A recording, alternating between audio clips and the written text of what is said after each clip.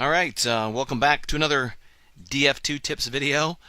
In this one, I want to talk about two things: scope elevation and scope wiggling. That's just what I call it.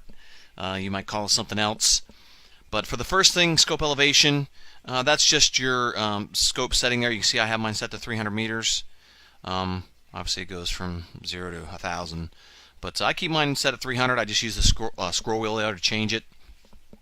I know when I first started playing Delta Force 2, I kept mine at 0 because there was no scope elevation in Delta Force 1, and I was just used to manually changing my scope elevation for the height.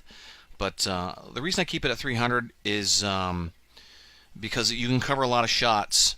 You can cover anywhere from basically 0 to 600 meters pretty effectively by keeping your scope at that setting.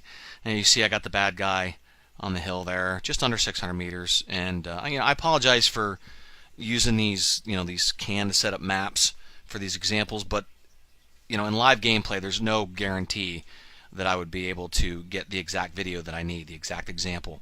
So I've got the bad guy there on the hill about 600 meters away, and my scope setting at 300, I can shoot at him, but I'm not going to hit him.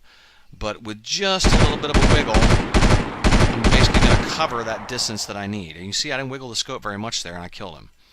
So if he was less than 300 meters, I could either no scope him or just aim a little low, just wiggle low.